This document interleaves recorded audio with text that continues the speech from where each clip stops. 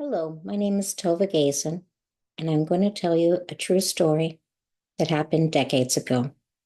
But first, I want you to imagine yourself thinking about your daughter, your sister, your wife, your aunt, and they come to you and they say, I have been raped. I've been drugged.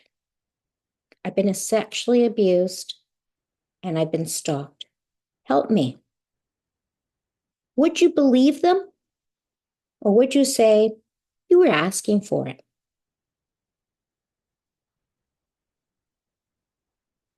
It was because of the way you dressed. You're a woman. It's expected. Boys will be boys. You were drinking. You were asking for it. It makes it okay. Or it was consensual. So just let it go. Would you believe them? Or would your first thought be, again, they were asking for it. Look at the way they dressed. Or would you say, how are you doing? Are you okay? What can I do to help you now? Nothing has changed over the decades. I was a virgin and I was going to wait till I got married. I was a teenager.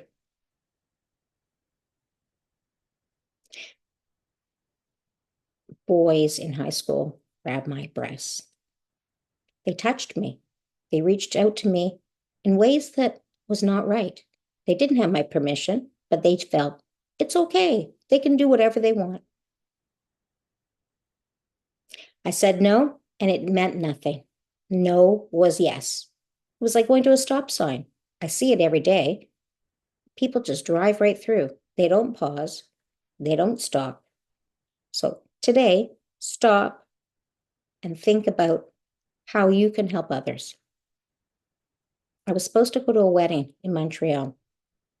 Actually, it was before the wedding. It was the engagement party. It was a wedding and the engagement party of my cousin in Montreal. Their brother had said to me, let's make out because we're cousins. It's okay. I decided I didn't want to put myself in that position, and I didn't go to Montreal. It was early 80s. Life was different than it is today. Or is it? I was a great sailor. I raced out of French's Bay Yacht Club, and I was good enough to be in the Olympics in laser sailing, but I also loved racing on keelboats. I was smart, and I was going to be a doctor. I'd read the American JAMA, Journal of American Medical Association, from grade 1. I was excited. I watched all that jazz because it had the open heart surgery scene over 50 times. My path was solid. I knew the direction I was going and the path I was going to take. I was going to graduate a year early. Then they had grade 13, and I was going to take off a year and go to Israel and reach my roots and be with my people. It came to a screeching halt. It was a series of events, but it was this one event that was really bad. I was at French's Bay Yacht Club, and they had a dance night. And the DJ and his friends seemed nice, and I always was nice to every single person that I met. There was no time that I would say, oh, you're just a terrible person. Give everybody the benefit of the doubt. And they seemed nice enough. I was staying with my friend. She was staying on my boat because my parents again and my sister were away in Montreal. And because I lived in Thornhill, it was too far a drive to go back and forth. So I just stayed on the boat.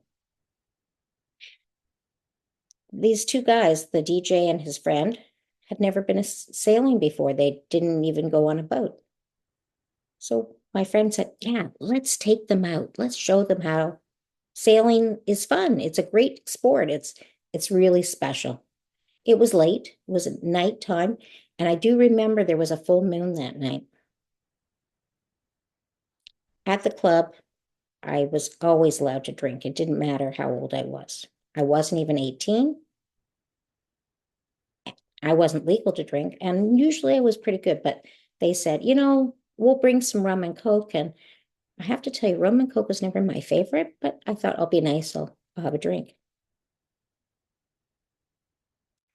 One of the things I loved to do was to share with people how to sail.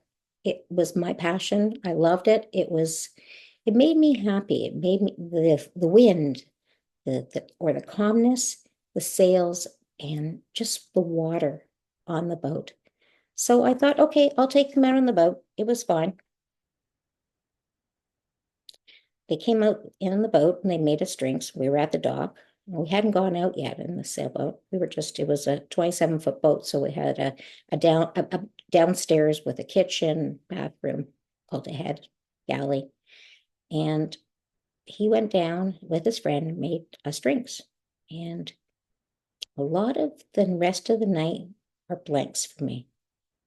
It wasn't a time where we knew what a roofie was or knew what this was. It was a different time than it is now. We went out sailing, and all of a sudden, what I do remember is the calmness of the water, which was good, but I remember throwing up blood on the side of the boat. And I felt really bad. I don't remember taking down the sails. I don't remember motoring back to the dock, but I remember the radio on and Lionel Richie, who was a favorite of mine, song Endless Love. This guy was on top of me. He was holding his hand on my mouth, and his eyes, they were the ones that were really scary. He was angry, and he was laughing at me. He said, I will hurt you if you scream. I'll kill you if you say anything. I believed him. I must have passed out. It was the middle of the night. I remember looking at the clock. And again, he said that sentence, I'm going to hurt you and kill you if you say anything, and I'll hurt your parents.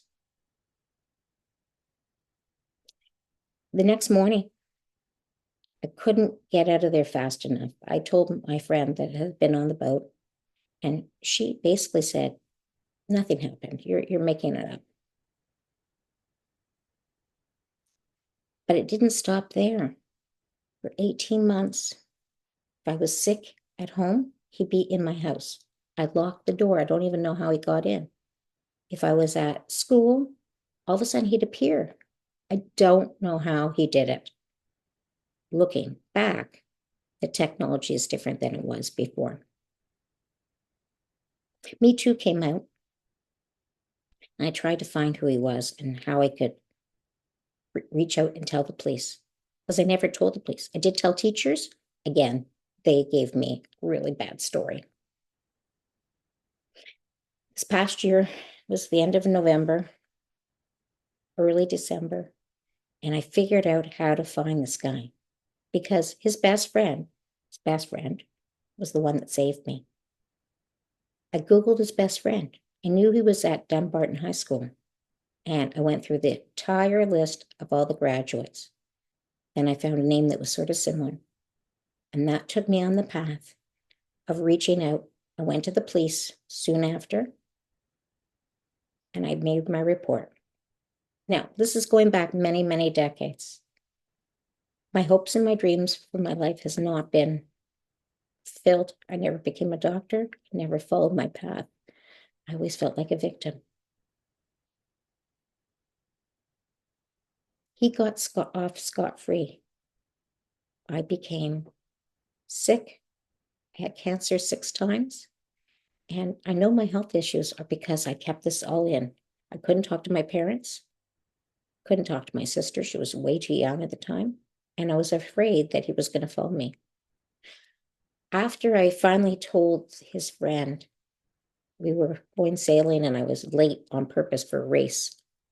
And so I couldn't be on the boat, but I went on the crash boat, which was the one that started and finished the race. His best friend was on there. And I was crying. I was inconsolable. And he said, "What's wrong?" I told him the story. And he said, "You never have to worry again." And until I went to the police, I'd never had seen the guy before. Sure enough, I was able to find him last year. I found his name. I Googled him with his other name, the name I didn't know. And he's on the sunshine list. And he's making over 100K easily. I didn't stop. I reached out to the police. I went there, I had a film about what I had said, and I ended up sharing my story. The problem is, he did come in. That wasn't the problem. The problem is, it was consensual. He cared for me. There wasn't anybody else that came up because of this. But I know for a fact that one person before me was a judge's daughter, and he was charged with statutory rape because it was the judge's daughter, and she was much younger than me. I hope that all of you can actually help each other, help your women in your life, listen to them. If you see something, say something. Don't just stay quiet. Really appreciate that the hurt that stays within them. Sometimes they're afraid to go talk to the police or tell anyone. My life changed forever. I was unsettled, and I settled in my life. I made the wrong decisions because I didn't feel I was worthy. I had a lot of guilt, and I blamed myself. I had a teacher who died last year, and it brought back a lot of memories because I went to him. He was a law teacher in high school, and he said, "It's all your fault. Nobody's going to believe you." And he picked me up and put me in the garbage can, big metal garbage can in the boys' washroom. These are the bad memories. So it took me way too many decades to come out and share my story. And I hope that there is no more stories to be told about this. No should mean no.